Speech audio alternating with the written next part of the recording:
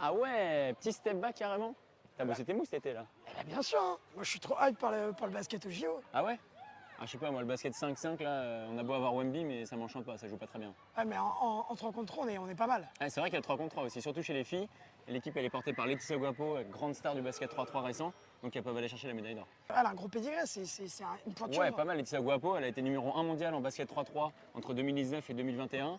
Elle est même élue meilleure basketteuse de France en 2022 par la Fédération de basket, Ok. tout basket confondu. Ok. Et elle joue dans le meilleur club de basket féminin français, le Tango Bourges, donc ouais, c'est pas mal. Ok, elle a quoi comme profil un peu de jeu Bah, de toute façon, en basket 3-3, il faut être assez polyvalente, donc elle sait un petit peu tout faire.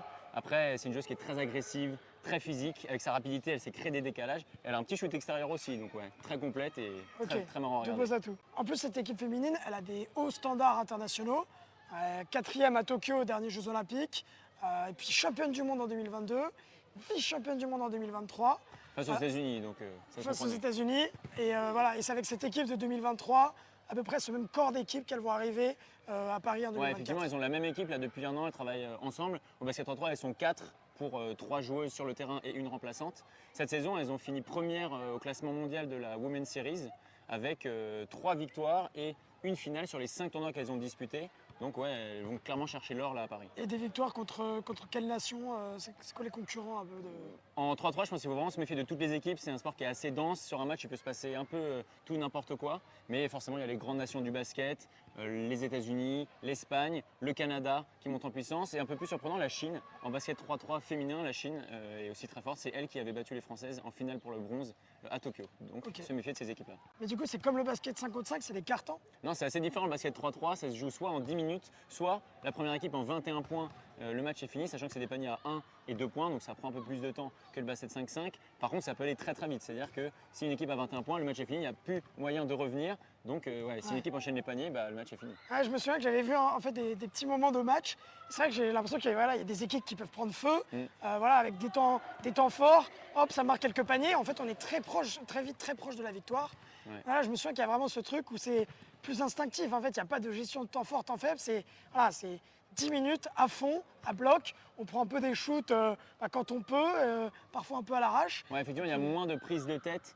C'est du coup plus instinctif, comme tu l'as dit, plus spectaculaire que le basket 5-5, un peu plus débridé. D'ailleurs, l'arbitrage aide aussi un peu à apporter ce spectacle au basket 3-3 parce qu'il est un peu plus tolérant. On va apprécier, on va laisser plus jouer les contacts. Ça ressemble un peu finalement plus au basket de rue parce que cette discipline elle est clairement née dans la rue, le streetball, le basket 3-3. Après, il n'y a pas que Laetitia Guapo dans cette équipe de France de basket 3-3. Elles sont 4 joueuses. Il y en a notamment une à surveiller, c'est Myriam Djekundade. Elle a été MVP, donc meilleure joueuse de pas mal de tournois qu'a remporté l'équipe de France cette saison. C'est une intérieure scoreuse avec une bonne capacité de drive aussi, donc de course vers le panier. Et c'est aussi une excellente contreuse. Et la défense compte aussi beaucoup en basket 3-3. Et elle a tendance à envoyer le ballon dans le public sur les tirs adverses. Ça, on aime bien en basket de rue. Finalement, elles sont prêtes à réaliser un bel exploit. Après le goût sucré ou amer de la médaille en chocolat glanée à Tokyo contre les Chinoises, elles sont prêtes à battre ces équipes. Ouais, bah justement, en plus, elles les joueront en fait toutes pendant le tour préliminaire. Bon, basket 3-3, c'est assez particulier, mais toutes les équipes vont s'affronter pendant le tour préliminaire. Elles sont 8 équipes et donc, ça sera uniquement les 4 premières qui pourront accéder aux demi-finales. En demi-finale, allez, on pourrait imaginer plutôt le Canada, qui est aussi une très bonne équipe de basket 3-3, aussi prétendante au titre. Mais ouais, les Françaises pourront les battre. Et en finale, forcément, les États-Unis.